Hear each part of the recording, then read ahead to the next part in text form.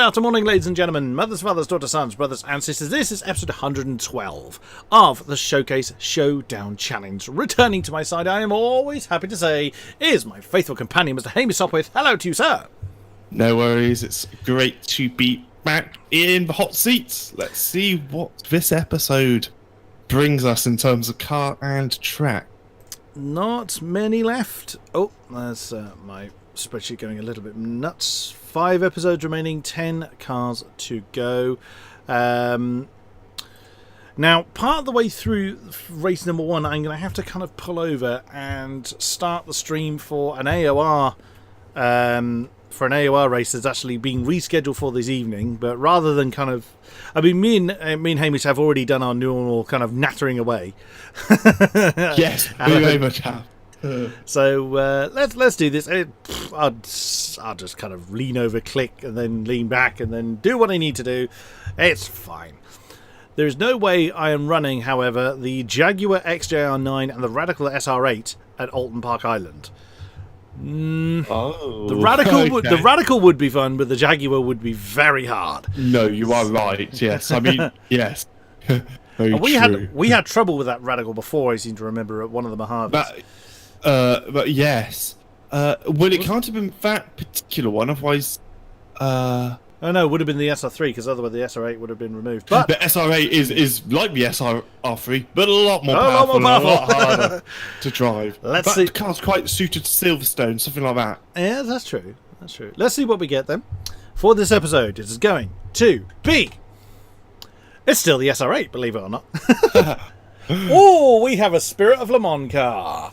Ooh, I have the Porsche 917 LH. Unfortunately, I know LH means Langhack, which is not going to suit Snetterton 200. Now, okay. Now, funnily enough, I've just been like reviewing the older episodes in the series, and I got to the one, I don't know if you remember, Hamish, where it was you, me, Doc, and Domino at Snetterton in the Falcons. We had the Falcons and LMP1s. That was so. Oh my god! That was so tough. Those Falcons were very hard work. They were really different. Yeah. Snetterton 200. A few less turns in this one, so should be I okay. do prefer the 200 version. Obviously, it refers to how many miles. They have a 1 mile version, I believe, the 2 mile, and the 3 mile version. Yes, I believe so. So that's, if anyone wondering why the tracks are what they're called. We should really run the Radical first, as the vintage prototypes are going to be pretty tricky. I thought, even with this version of the circuit. So let's run the track day A's first. What AI level are we looking at, Kodiak? Oh, that is a good point. We are looking at 71 after my colossal fail last time around. I know the number's right because I'm using my spreadsheet to tell me what the number is, not trying to work it out because I've been over 20 times I miscounted over the course of the series. So yeah, that's brain fail for me repeatedly. Right, in you hop. So I've been doing a little bit of practice for Le Mans, which is next Sunday. And I've also been playing the new F1 game. So we have plenty of topics to talk about, at least from my side. Oh, well, we always have. We always find stuff to natter about. So tell us how your Le Mans practice is going. I nearly said Blamons practice then. How your Blamons practice is going. Oh my god, please say that in the live commentary. Welcome to Blamons. Oh no, Le Mans, restart. So how's your practice been going? Well, I don't know. It's difficult to judge against yourself because true. Unless you know you're one of the quickest drivers, which I know I'm not. It's quite hard to, it can be quite difficult to judge. So I think I'm not crashing out much, which is good. I'm able to set. Yesterday, it doesn't sound like much, but it is quite a lot when the lap times are, 3 minutes 20 or whatever. I did about 5 laps around Le Mans, so, it's just and that was in actual race conditions, which we're going to have on Sunday. So I did very much the first 5 laps, and they were all. Are you ready, Kodiak? I am. Whilst we're talking, we're really close to when I need to hit the button on the screen. Oh, that's fine. So I'm I'm purposely delaying. Oh, this is brilliant. This is a perfect waffling. Yeah. Episode, right? Now, what are you driving now for the purpose of the recording? This is the Triple Crown event, the second part of the Triple Crown event that's happening this coming Sunday. This episode will come out on the Friday. So what are you in? It's the LMP1Hs and the GTEs. Oh, LMP1H, LMP2 and GTEs, I believe. Yes. Oh no, sorry. No LMP2. No LMP2. Sorry, I'm confusing myself with the Endurance League that happens. Actually, happens tomorrow. So yeah, I have that to commentate on, which I'm looking forward to. So I am in the Audi R18, which I found is, well, at least for my testing and practice, I found was the quickest car. They're all about the same sort of time. To be honest, it's very setup dependent. It is able to gain those last few tenths and seconds round Le Mans. So that's the car I'm in. My qualifying pace on time trial was a 15. Was a very low 3-minute 15. My race pace is a sub 3-minute 20. So, so I'm quite consistent at the moment. In the race, I was able to, not. I was only going like half a second either way, faster or slower. Very much depends on how much boost you had, but you kind of, know where you should be using it. And yeah, we're straight in. Oh well. Oh yeah, that's odd. So yes, practice is going well. I think it's excellent. I've no idea how I'm going to compare to the rest of the field, though. So. That's very much waiting to find out. Yeah, it's difficult, isn't it? Because you just there's no way to tell. Whoa! And obviously, it being an endurance event, it's 2.4 hours of Le Mans. So, oh, ouch! That was a bit of death there into turn 2. Oh, yeah. So it is. It'll be a long race. I don't often do long races, to be honest. I'm used to doing the sort of 50% F1 races, which are about 45 minutes of racing. So what drew you to? Oh my goodness me! There's someone just rolling over there. I had a big incident. I actually hit him going backwards. So which is how badly I got the corner. That is a hard corner. I'm 3 behind you. Okay. My brain's gone mush. Sorry, Cody, you're saying? What kind of led you to do the Le Mans event? I think someone mentioned it, and I thought, you know what, that'll be a really fun thing to do. And it's nice. I've just been hit off by a Vulcan. Oh yeah, I've blown off as well. For a couple of races I do each year. It is quite nice to have a competitive race, and a Triple Crown is I might think about doing the Monaco one. Ooh, 100% Monaco distance. Oh my god, yeah. So I'll think about that when it comes to it. That's going to be very, very hard work. Oh, that will be difficult, really difficult. So it's nice to have that competitive element, and also if you can do well in AOR Triple Crown, it's very much a bragging rights sort of thing, isn't it? I'd say if you can. I mean, I'm not suggesting for a minute I'm even going to come close to the podium or anything, but if you can get a podium or a win, it's quite a big, it's quite a cool thing to be able to put on your virtual CV. Yeah, absolutely. So to speak. So. Oh, I wandered off the road because I was moving a window around. playing a lot of F1 20. Well, not a lot, a little bit of F1 2018 as well. Yes, now, that's something else I was going to ask you about. It's good fun. How are you kind of always it's always the multiplayer that comes under the scrutiny. Some elements are absolutely fine. Other elements, I think it depends who you're racing. Right. Some of the lag is just horrific with other drivers, but other times it's absolutely fine. And I think it's very much just depending on other people's internet. In AOR, people tend to have not necessarily decent internet, but it's obviously been scrutinized beforehand, check that they're up to the right level of. Yeah, because there's requirements to enter the league. You have to have a ping under a certain amount. If you have a history of lagging around, then you're not going to be allowed to race, that kind of thing. So yeah, there's more scrutineering there than there is in a public lobby. Absolutely. But I found the cars they found it much easier than 2017. It's going to give us at least give me a great insight when I'm talking about the certain fast drivers, or any of the drivers. It's giving me much better knowledge on why they're doing what they're doing in the car.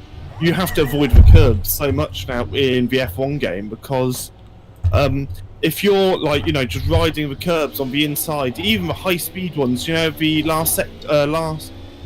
the fourth and third to last corner in Bahrain, got that double right, that right-hander.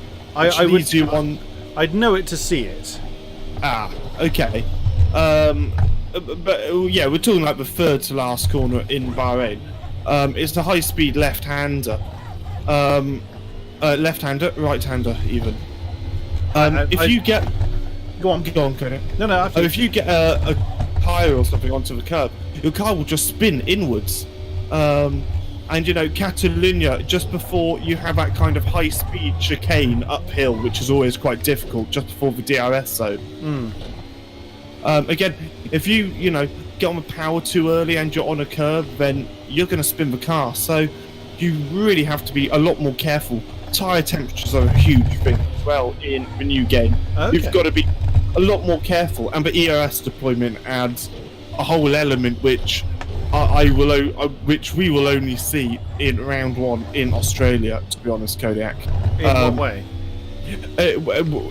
In terms of the effect, it might turn out that it's not very effective at all because everyone basically does the same thing. Okay. But it might also be that it has a huge impact on how you race and things like that. So it's quite difficult to judge against relative noobs online who probably don't know what they're doing and have it on automatic mode. Okay, and I've spun again. I've quite a tough car. It is a little bit. I've hit the go live button. Oh, so nice one. I had to pull over to do that. So I've done that, but I've still spun of my own accord, so I'd still be back here anyway. So don't feel too bad for Kodiak. No. Excellent. The leader, the guy in second was leading just as I started that sentence is called Max Throttle. Ha! Brilliant. Where are you? I'm in P14 or 15, depends if it's going to be 15. 15. I've also been testing some of the classic cars, and they've been great fun to drive.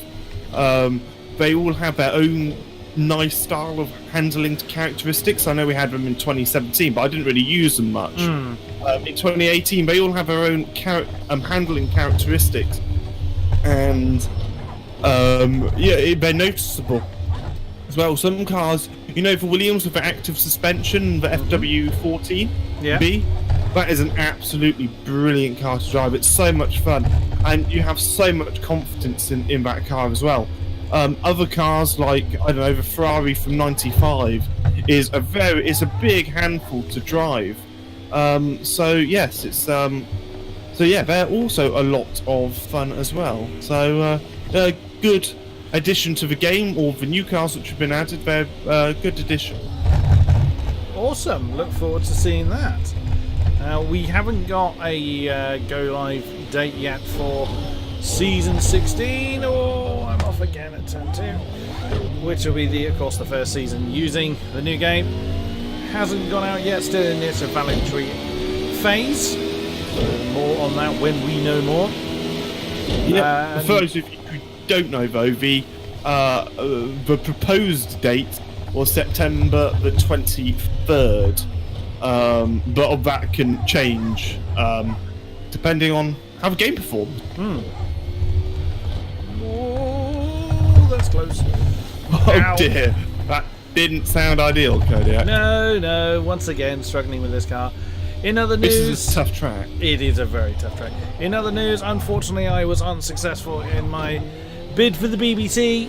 I didn't get. I didn't hear from them basically, which is a little unfortunate. I won't lie. I was a little upset by that. But one of AOR's finest was drafted. That is Ginger Andy from the Xbox side of the F1 leagues. He also commentates for Inside Line Racing.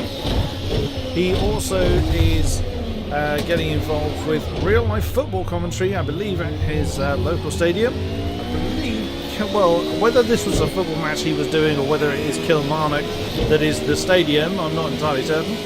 But he's gotten involved there, so we wish him the best of luck in his progression. Absolutely. Great to see esports commentators hopefully making their name for themselves in the future, very much as they have done in the real F1 with the likes of, I know, Matt Gallagher. He pretty much started doing messing around on YouTube. Indeed. Former driver for AOR. Yes, it's very much so. A successful driver, not as successful as Harry Jacks. He was always quite good at coming second to him. Did you race against Matt Gallagher? No, because he was Xbox and I was PC. So I see. I've raced against Onage and Alex Gillen, are the most popular, well-known ones from the PC side. I did actually do a commentary though with Matt Gallagher a number of years ago for a highlights video. That was good fun. I think F1. Awesome. I think it was F1. It was F1 2013. It was a final round. I don't know what. It must have been like season 7, I think, of AOR. Wow, and we're looking to start 16 now. I know, gosh, that's it might. No, it wasn't. I know that's when it changed from ARL. It changed halfway through. I remember the date. January the 13th was when Apex Online Racing got set up. Yeah, it was Apex Racing League, and for a brief period of time was Apex Racing League Reborn. Yes, yeah, well remembered. Yeah, it was. I remember.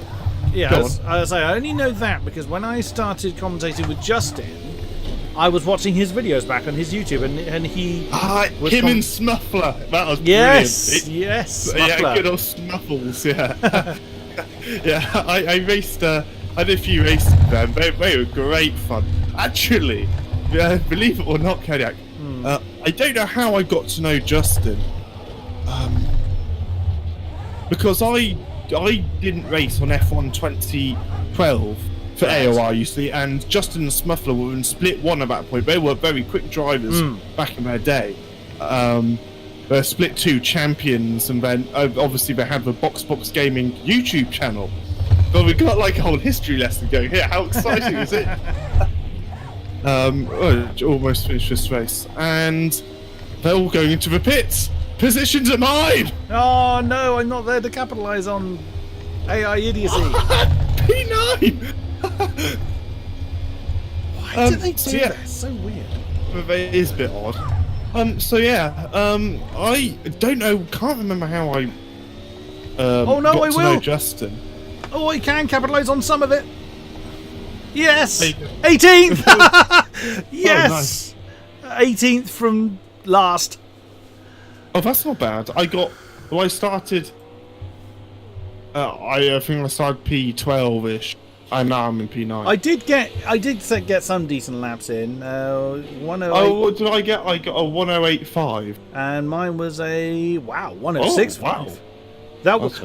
I did a couple of really good laps right at the end there.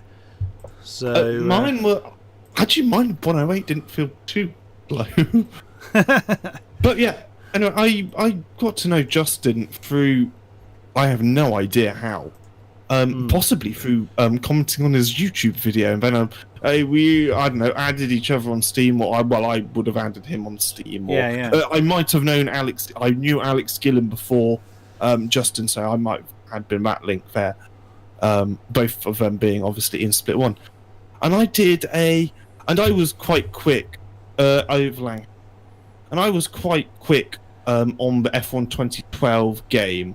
On the PC, because I was at the point of crossing over from PlayStation 3 to PC, and I used a pad.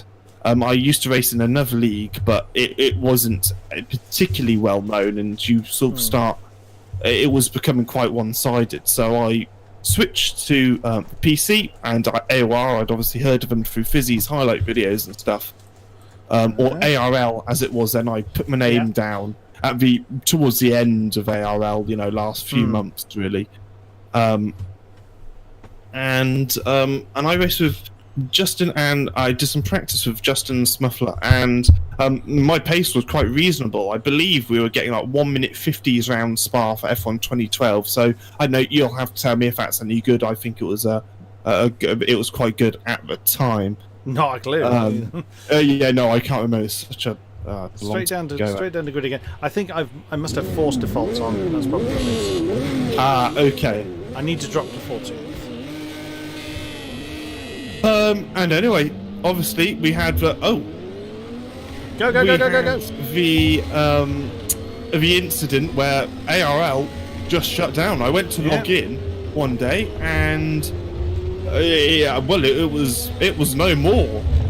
Well, it was very bizarre. It literally. Oh, was that you going an alternate direction? Yes. Okay. Let's not talk about it. It was so odd. It's like no one knew it was going to shut down. Yeah, because from what I understand, it just the only person that knew was the owner. Yes, basically the owner just shut it down. I mean, Fizzy was.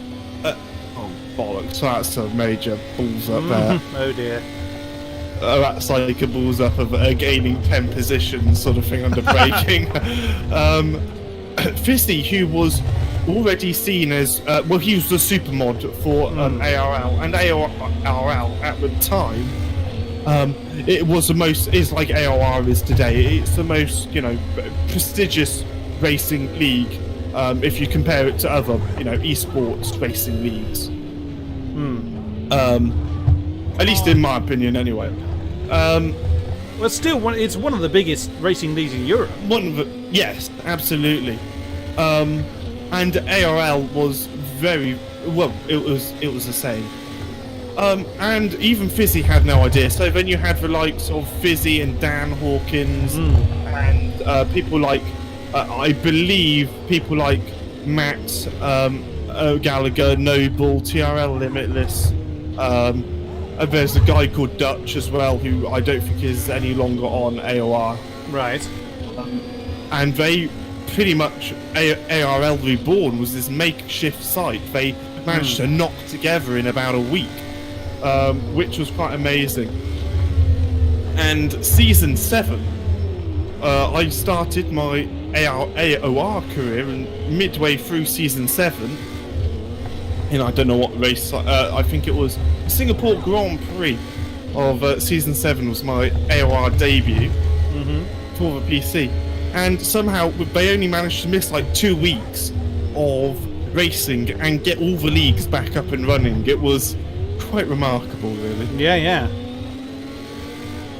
That is absolutely incredible. And to think, because it's very easy to take for granted just how much work goes into running a league AOR size, and ARL was obviously considerably smaller than AOR is now. But I was actually, oh dear, did you have a hand in Turn 2 trouble again? Come on, Kodiak. Now I'm making good progress. I didn't say you weren't. Well, then you don't need to know. Are you making progress? I am. I'm back up to 10th now, so... Well, that's all you need to know. Oh. Yes, go on. Yeah, I was explaining this actually to some colleagues at work, because I was kind of explaining my position in AOR as not only head commentator but also as a moderator. Just explaining just how many people, and so what I did is I opened up the forum page of the F1 PC side and just showed him how many tiers there were in season 50, and I said that's just one platform, times that by 3, and you've got then explaining how many coordinators are needed and moderators, super mods, yada yada yada, and it started to sort of really dawn on this guy just how big it really is. It also dawned on me how big it is, and obviously I've been part of AOR for the last couple of years. Yeah, absolutely. I mean, for those of you who don't know, there's 35,000 members registered members with AOR. Not all of them are necessarily active, but a big, chunk a lot of them are, yeah. I mean, 35,000 people. If you can imagine, keeping every single one of them happy and replying to every single one of their questions, answers, whatever it might be. If you're a newbie on AOR and you've never posted in your site and you post to a random forum page, I can guarantee you a moderator will get back to you within a day, and that's someone who would have never posted a single message on AOR, which is quite amazing to think that there's people it's a 24/7 operation. It really is, and also you have to remember there's the Oceania side. It's not just Europe. There's an ever-growing Oceania scene, so Australia and New Zealand are getting their representation. Oh dear, that didn't go well. The amount of people AOR reach as well. I mean, if you think of the likes of Tier McMurdoch, obviously racing in the Oceanic side for AOR, that's 250,000 people on YouTube. So, in fact, no, it's 300,000 people or so on YouTube from when I last looked. And that's... I'm sorry, Kodiak, brace! That wasn't me you were heading for. I need to give you that. Oh, there we go. Bit more warning next time. Sorry, I kind of... Yes, okay. Yeah, that's so easy to get that corner wrong. It's the toughest corner on the track, and I never seem to go fast. Here is another one I get wrong regularly. That's something actually, with us nattering away like this, something else I realised that a lot of this challenge, when I'm on my own, that's obviously just me talking or waffling and doing the racing, of course, but another name for this season, this challenge could also be the KK Chat Show. Yes, I know, like me and Kodiak, I swear, honestly, if we didn't have vague time restrictions, we could speak for hours. Well, we'd done it before. We said this a few episodes ago. Actually, on the episode that coincided with the end of season 16, we were late starting the stream because we were talking. Yeah. We were only late by like 2 minutes, but it was a case of... We were. But I mean, we'd said about 10 minutes beforehand, we were like, we must make sure that we start on time. We did. And it's 2 minutes. And had I not have said to you, Kodiak, I don't know what would have happened. I think I was getting. To be fair, the countdown had started for the race, and it was like 15 seconds left. And me and you were still talking. I thought, I'm usually started, but I looked up time for Kodiak. Hang on a minute. So I was looking at something else. I had something else on my monitor. I can't remember what. Probably the back end of the YouTube channel, ready to kind of hit the live button. And we were nattering away. It wasn't until Hamish said, "Oh, we're late." Oh, yeah, so we are. So yeah. But it's not how long you do commentary for. You're always going to have little mishaps. So. Oh yeah, absolutely. Even the greats make mistakes, as I always say.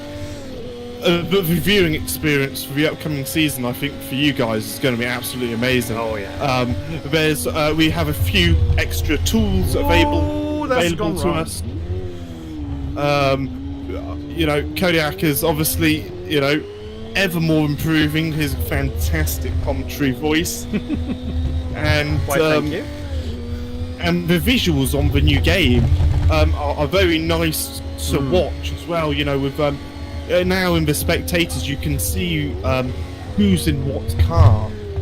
So and what tyres they and how long they've had their tyres on for. That was a nice thing. That was absolutely brilliant. Because before it was either position change or how many stops they've done, which isn't really that interesting because you can work out if they've made a pit stop just by how long they've had the tyres on for. So that's quite easy to work out. And also most of the races are one stop anyway, so you know. Yeah, it's I'm looking forward to it. Yeah, absolutely. I tried to shake you off my tail. I'm not that quick. Oh my god, we're in P1 and 2! You only just realised that? Yeah. Where did you think everyone else had gone? I don't know, but I just no. Oh yeah, you did that one again. Well, I'm rubbish with that corner. I have put some planning into what the next challenge is going to be. I did think about whether I was going to do another challenge or maybe go back to some old Let's Plays. But I have put some thought into what the next challenge would be. I haven't figured all the details out yet, but if the way I'm wanting it to go, it's going to be my most difficult challenge yet. Yes, from the brief sort of description you gave me, and I would be, if I was, you know, coming along as well, I would definitely be trying to follow the rules where possible. And yes, it's quite a lot harder than just copper cam, let's say. So yeah. Oh, Discord is going nuts again. Either Discord or your ping has gone crazy again. He's still going, so I'm assuming it's a Discord problem. This car's actually been much more controllable than I thought it would be. Oh, are you back now, Hamish? Once again, Discord shutting down and going crazy. Ooh. Well, he hasn't disconnected, so it's a Discord problem. Oh, that was actually a lot of fun, that thing. Oh, there's more life in the Hamish yet, possibly.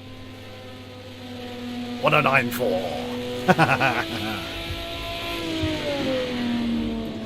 Ooh, that was good fun. But that is it for this episode. Thank you very much. Like, subscribe, comment, and all that good stuff. And we'll see you again soon. Bye-bye.